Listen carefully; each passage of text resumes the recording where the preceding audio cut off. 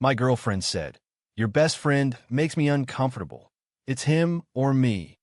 My best friend had been paralyzed in an accident, and I was his primary caregiver. I said, "I understand your feelings." Then I chose him, moved into his guest room to help full-time, and blocked her number. When she showed up at his house, demanding to talk. Original post. 28 male. I've known my best friend since we were 7 years old. 21 years. That's longer than some marriages last. We grew up 3 houses apart, played on the same little league team, survived middle school together, were roommates in college. He was the best man at my older brother's wedding. He's family. 8 months ago, he was driving home from work when a drunk driver ran a red light. T-boned his car at 45 miles per hour. He survived, but the spinal cord injury left him paralyzed from the waist down. He spent 3 months in the hospital, another 2 in a rehabilitation facility. His parents passed away when we were in our early 20s, his dad from a heart attack, his mom from cancer 2 years later. He has a sister, but she lives overseas with her husband and kids. She flew in for the first month, but she couldn't stay forever. She has her own life, her own responsibilities. So when he was discharged, I stepped up. I was already spending every evening at the rehab center anyway. I helped him find a wheelchair-accessible apartment, learned how to assist with transfers, drove him to physical therapy 3 times a week. His insurance covered a home health aide for 4 hours a day, but that still left a lot of gaps. I've been with my girlfriend for 2 years. We moved in together about 14 months ago. She knew about the accident, knew I was helping him. At first, she seemed supportive. She'd ask how he was doing, sent him a card when he was in the hospital. But as weeks turned into months, things changed. It started small. Comments about how much time I was spending away from home. Sighs when I'd leave for physical therapy appointments. Eye rolls when I'd take calls about his care. Then it escalated. "You're not his nurse. That's what he has the aide for. Why can't his sister come back? It's her brother. You're putting him before our relationship." I tried to explain. I tried to help her understand that this wasn't a temporary inconvenience. This was his life now, and he needed support during the hardest transition anyone could face. She'd nod, say she understood, and then 2 days later we'd have the same conversation. 3 weeks ago, she sat me down for what she called a serious talk. "I need you to be honest with me," she said. "How long is this going to go on?" "What do you mean?" "The caretaking. The constant availability. When does it end?" I stared at her. "He's paralyzed. It doesn't end. So what? You're going to do this forever? What about us? What about our future? Kids? A house? Are you going to be running off to help him change a catheter bag when we have a newborn at home?" I felt something shift in my chest. Something cold and final. "He's my best friend. He has no one else here. That's not your problem." It literally is. I made it my problem because that's what you do for people you love. She crossed her arms. "I'm giving you a choice. Him or me." I sat there for a long moment. 21 years of friendship. Childhood memories. College adventures. Standing beside each other through every major life event. The guy who held me when my dad was diagnosed with cancer. The guy who drove 4 hours in the middle of the night when my car broke down in the middle of nowhere. Versus a woman who saw my loyalty to a paralyzed friend as an inconvenience. "I understand your feelings," I said. "I really do. But I choose him." She laughed. Actually laughed. "You're joking." "I'm not. You're choosing a cripple over your girlfriend?" That word did it. I'm choosing my brother over someone who just called him a cripple. "Yeah, pack your stuff. I'll stay at his place until you're out." I grabbed my keys, my laptop, a bag of clothes, and I left. Drove straight to his apartment. Told her what happened. He tried to argue. Said he didn't want to be the reason my relationship ended. I told him she ended it herself the moment she made me choose. I blocked her number that night. Moved into his guest room officially 3 days later. My name went on the lease, so I could handle things if needed. It's been 3 weeks. I thought that was the end of it. I was wrong. Update 1, 5 days later. So, things have gotten interesting. First, thanks to everyone who reached out after my original post. The support meant more than I can say. A lot of people asked for updates, so here we are. After I blocked my ex, I figured she'd move on. We'd been together 2 years, sure, but the relationship clearly wasn't what I thought it was. I expected maybe some mutual friends taking sides, a few awkward encounters if we ran into each other. Normal breakup stuff. What I did not expect was what happened 4 days ago. I was helping my best friend with his morning routine, transfers, getting dressed, making sure he was set up for when his aide arrived, when the doorbell rang. It was 7:45 a.m. I opened the door, and there she was. My ex looking like she hadn't slept in days, mascara smudged, still in what looked like pajama pants under her coat. We need to talk. No, we don't. I blocked you for a reason. You can't just throw away 2 years because of him. She actually pointed past me toward the bedroom. I didn't throw anything away. You gave me an ultimatum. I made a choice. We're done. You're being manipulated. He's using his disability to keep you trapped. I laughed. Couldn't help it. Yeah, he definitely got paralyzed on purpose just to steal me from you. That tracks. I'm serious. You had a life. We had plans. And now you're what? Playing nurse for someone who isn't even family. PIS family. More than you ever were, apparently. She tried to push past me into the apartment. Actually tried to shove me aside. I want to talk to him. I want him to hear what he's doing to us. You're not coming in here. This is ridiculous. Let me in. My best friend's voice came from behind me. He'd wheeled himself to the hallway. Ma'am, you need to leave. You're not welcome here. She looked at him with such disgust, like he was something she'd scraped off her shoe. This is your fault. You couldn't just hire a real caretaker. You had to steal my boyfriend. I didn't steal anyone. He chose to be here. And you need to leave before I call the police. She laughed. And tell them what? That your little servant's ex-girlfriend stopped by to talk. That you're trespassing and attempting to force entry into my home. Leave. Now. Something in his voice must have gotten through because she stepped back. But she wasn't done. You're going to regret this, she said to me. Both of you. When he realizes you've wasted your life on someone who can't even walk, don't come crawling back to me. She left. I closed the door, locked it, and stood there shaking. My best friend wheeled over and just sat there with me in silence for a while. You okay? He finally asked. Yeah, you. Been better. Been worse. He paused. You sure about this? Staying here? You don't have to. Stop. I'm sure. I've never been more sure of anything. That should have been the end of it. Should have been. But yesterday, I got a text from my ex's mom. I'd never blocked her number because, honestly, I forgot it existed. You should be ashamed of yourself. Abandoning my daughter for some cripple. She's devastated. You owe her an apology and a conversation at minimum. I screenshotted it, sent it to a couple of friends as evidence in case things escalated, and then blocked her too. Then this morning, I found out my ex has been telling people I cheated on her. That the real reason we broke up is because I was sleeping with my best friend's home health aide. The aide is a 58-year-old grandmother named who's been doing this job for 30 years. She thought it was hilarious when I told her. I'm not laughing, though, because 3 of her mutual friends have already texted me asking if it's true. And I found out she's been posting vague but pointed things on social media about betrayal and choosing your real friends, and some people show their true colors. I've stayed quiet so far. Haven't responded to anyone, haven't posted anything, haven't engaged with the drama at all. But I'm starting to think that might need to change. Update 2. 9 days later. Okay, so where do I even start? The situation has escalated in ways I genuinely did not anticipate, and I need to document everything because at this point I'm pretty sure I'm going to need it for legal purposes.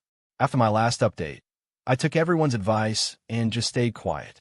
Didn't engage with the rumors, didn't respond to the social media stuff, just focused on my life and helping my best friend. That lasted about 4 days. Last Tuesday, I got a call from my landlord. My old landlord. The one for the apartment I'd share with my ex. Hey, just wanted to give you a heads up. Your girlfriend is saying you're still on the lease and refusing to pay rent. She's threatening to take legal action. We broke up 3 weeks ago. I moved out, and the lease is only in her name. I was added as an occupant, not a co-signer.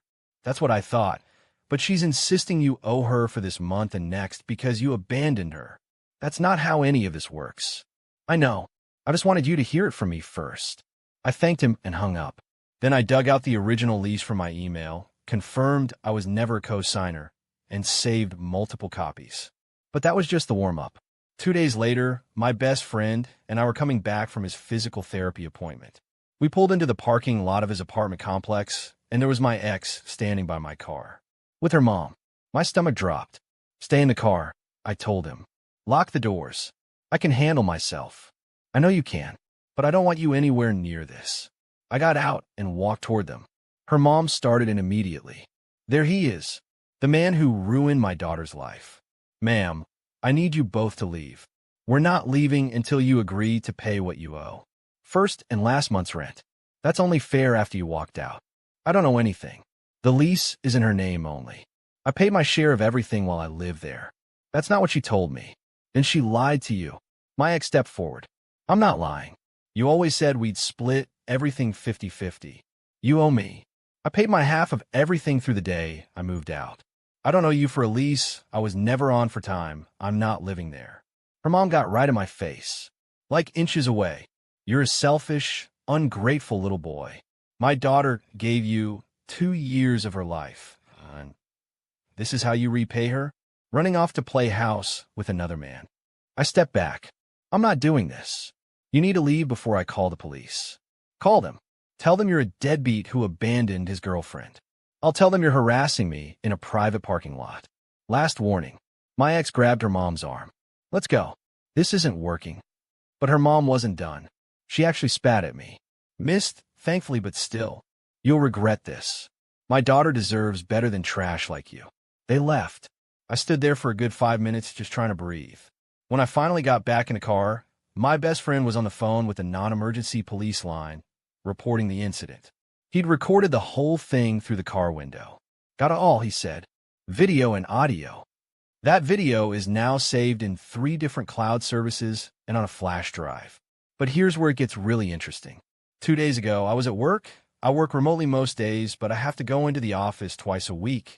And I got a call from my best friend. His aide had called in sick, and his sister was trying to reach him about something urgent, but he couldn't find his phone. I told my supervisor I had a family emergency and headed home. When I got there, his door was unlocked. My heart stopped. I'd locked it when I left that morning. I always lock it. I pushed it open slowly, and there was my ex inside his apartment, going through his desk. What the hell are you doing? She jumped about a foot in the air. The door was open. No, it wasn't. How did you get in? It was unlocked. You broke into his apartment. You're literally committing a crime right now. I didn't break anything. The door was open. My best friend wheeled out of his bedroom. He'd been in there the whole time, unaware anyone had come in because she'd been quiet. What's going on? Call the police. Now. My ex bolted. Just ran right past me and out the door. I called the cops myself. Filed a report. Showed them the previous video of the parking lot confrontation. Explained the ongoing harassment. The officer was sympathetic, but honest. Unless you can prove she actually broke in versus the door being accidentally unlocked, it's going to be hard to charge her with anything more than trespassing. What about harassment? You'll need to document a pattern. Keep records of everything. If it continues, you can petition for a protective order. So that's what I've been doing. Documenting everything. Every text that's gotten through from numbers I haven't blocked yet. Every social media post. Every witness account of her spreading lies. But I'm done being passive. Yesterday, I talked to a lawyer. A real one. Consultation fee was $200, but it was worth it. She told me I have grounds for a harassment claim if the behavior continues. She also told me something interesting.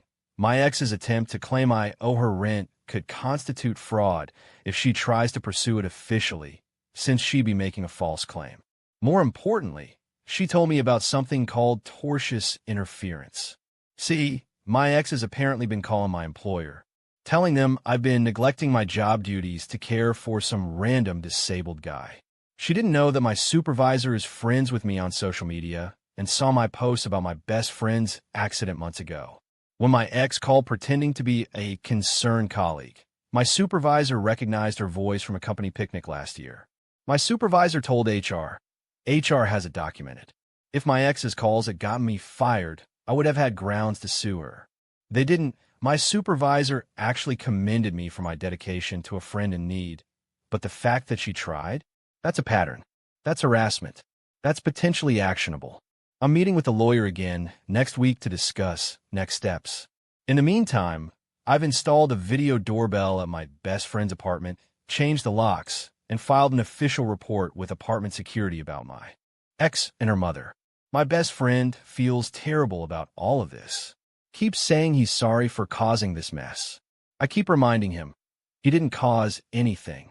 He got hit by a drunk driver. That's not a choice. What my ex is doing, those are choices. Her choices. Her consequences.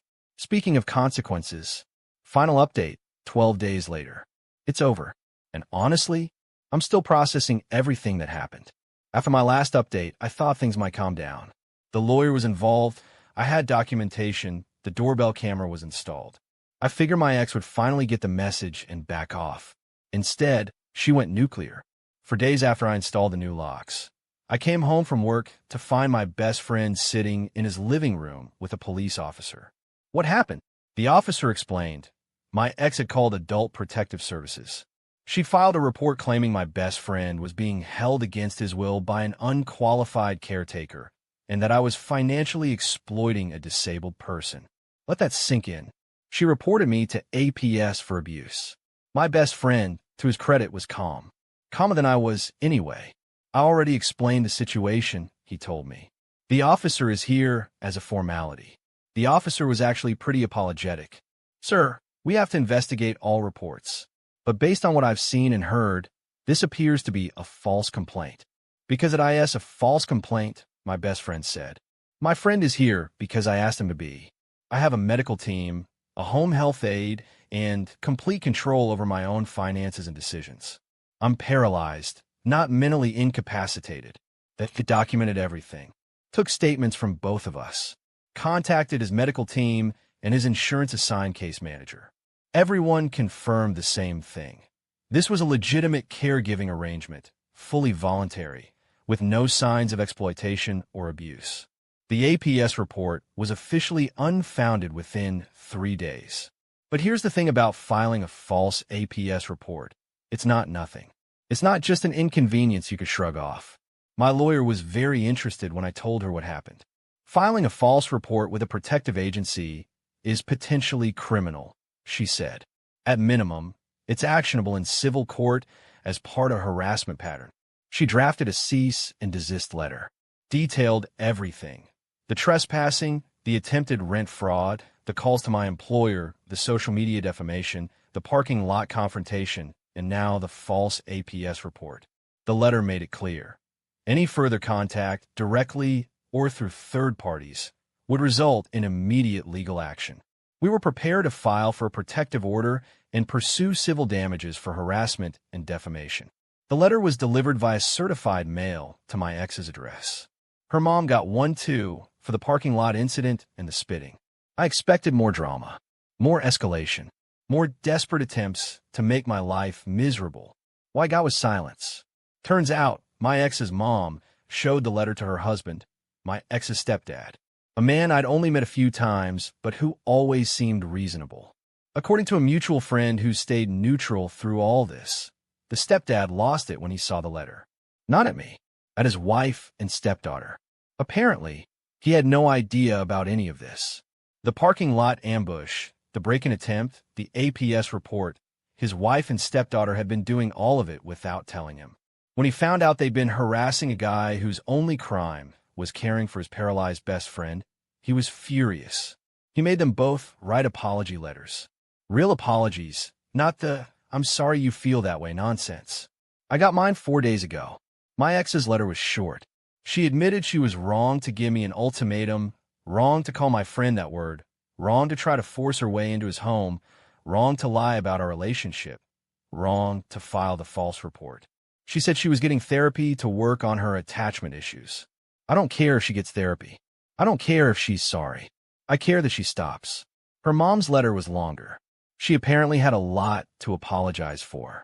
The stepdad made her specifically address the spitting incident. I haven't responded to either letter. I'm not going to. The lawyer said the letters are useful as admissions of wrongdoing if we ever need them, so I've got them saved with everything else.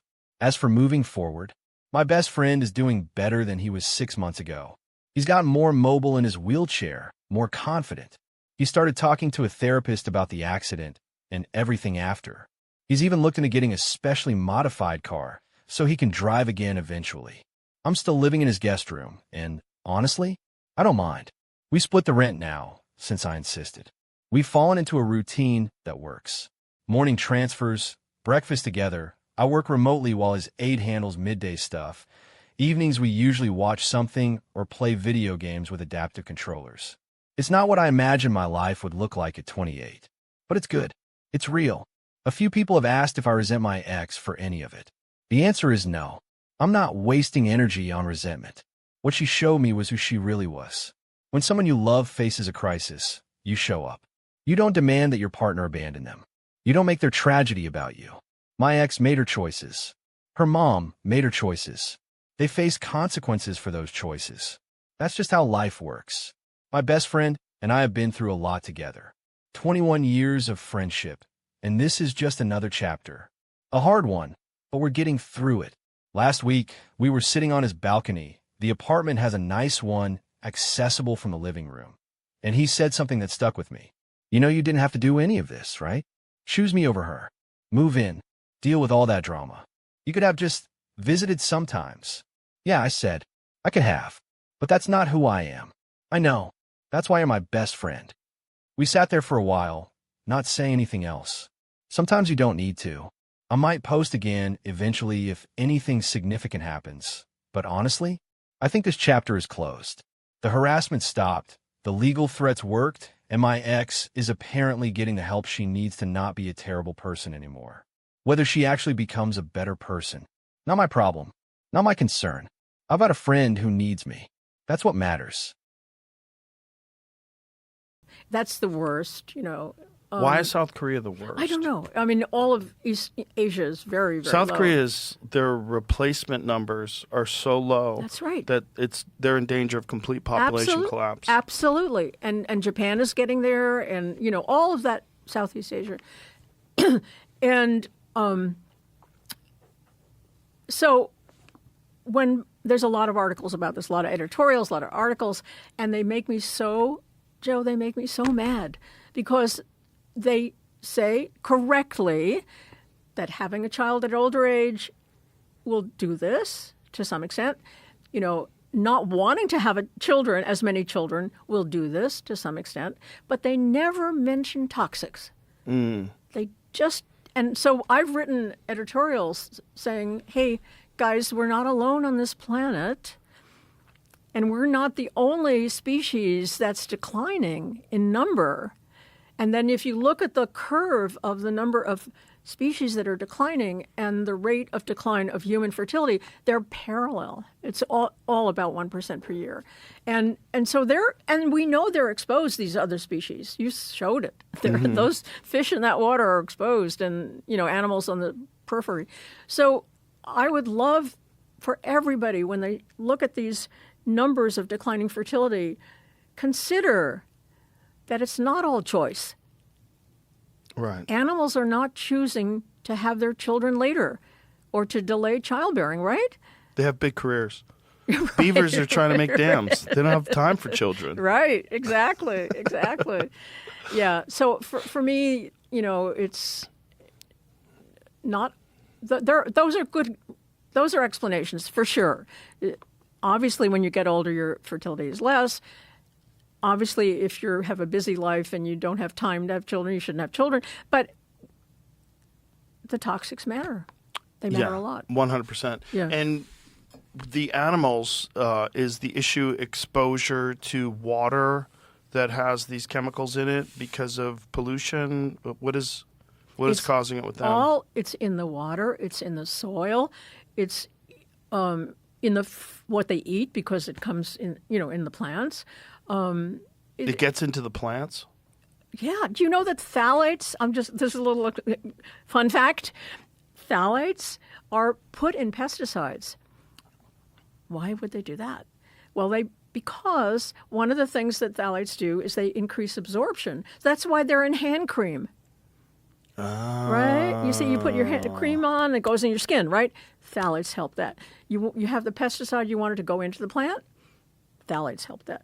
So, you know, these exposures are all over the place, and animals are getting them too. A long time ago, I don't think we talked about this, but there was a wonderful scientist who's not living anymore. His name is Lou Gillette. He lived in Florida. And he showed that alligators swimming in a lake that had a lot of runoff of pesticides, get this, their penises were small. Ooh. He measured them.